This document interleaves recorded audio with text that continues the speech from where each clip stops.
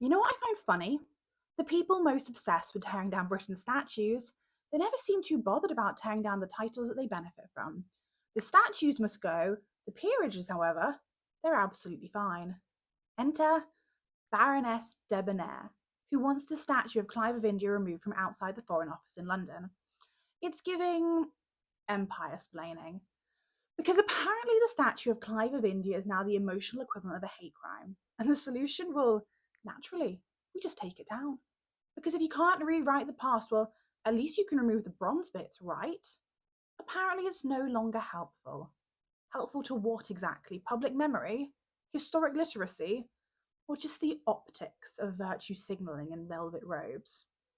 And look, I'm not defending Clive of India like he's some national treasure. He was a ruthless, strategic, empire-minded individual with absolutely central to Britain's colonial project in India. And that's precisely why the statue exists. It's a historical monument, not a mood board.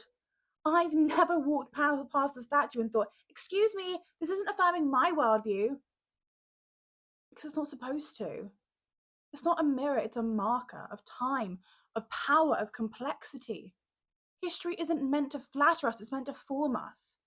And if we keep sanitizing every public symbol to reflect what we want to feel instead of what actually happened, then we're not reckoning with the past.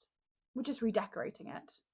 Look, and I know, I can already hear someone say, but Emma, statues glorify bad people. Okay, maybe. But removing them doesn't fix the past. It just rebrands it under softer lighting. It's just putting our national history into storage and calling it progress.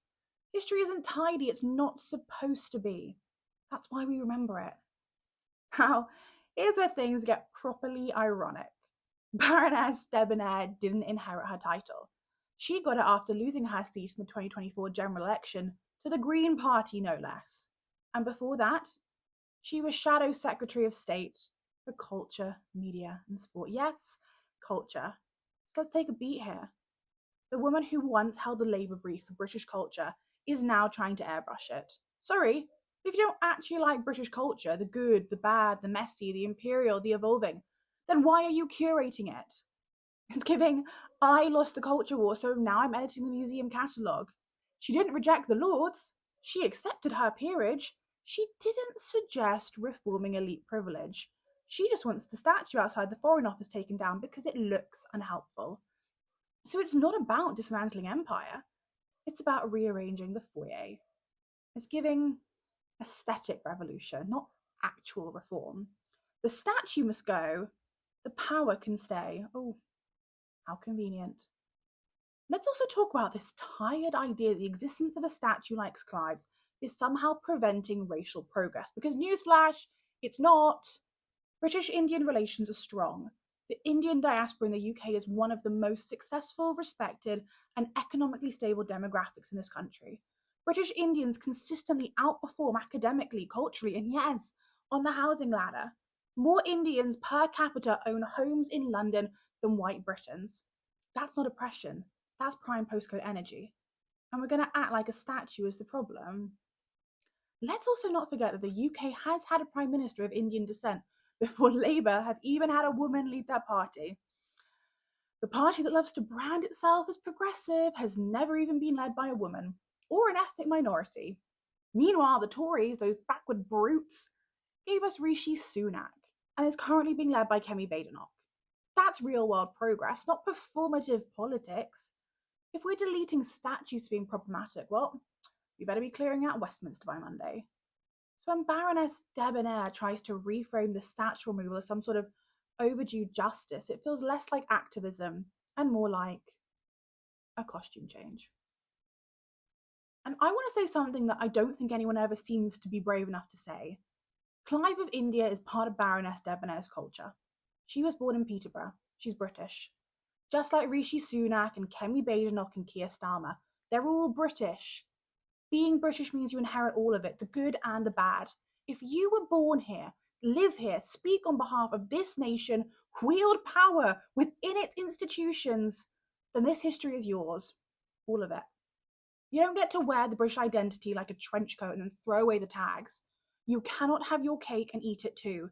You don't get to claim the bits you like, the railways, the NHS, thread phone boxes, the titles, and disown the things and the people that built them. Nope. You British babes, soz. So, empire-splaining is what happens when elites try to apologise on your behalf for things that they're personally not giving up.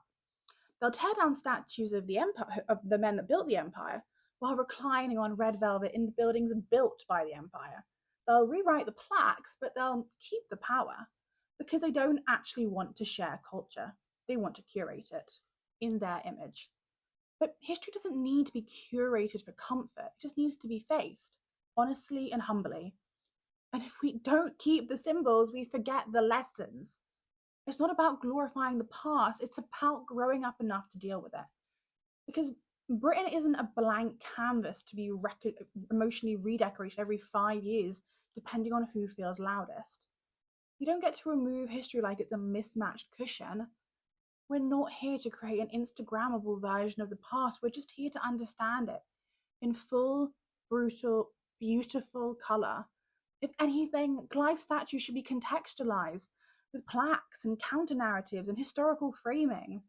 But removal is not reckoning. It's censorship dressed as self-care. And honestly, at this rate, we may as well airbrush the Magna Carta because it wasn't gender neutral enough. I'm sorry, but there was no mention of female equality in 1215, so it should be cancelled.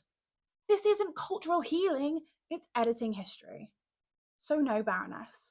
I won't be clapping while you play whack-a-mole with statues and pretend that the Lords is some sort of radical frontline. If your moral clarity starts at a plinth but ends at your title, I'm afraid it's not reform, it's theatre. History doesn't exist to flatter us, it exists to form us. And the moment we sanitize to protect our feelings, we lose our ability to face the future with any real backbone. Because you don't need to love every statue. You just need to live in a country brave enough to keep them and honest enough to talk about why they're there. So, please let me know what you think about this topic below. And as always, think about giving this a like and subscribe. It really helps out the channel, and thank you so much.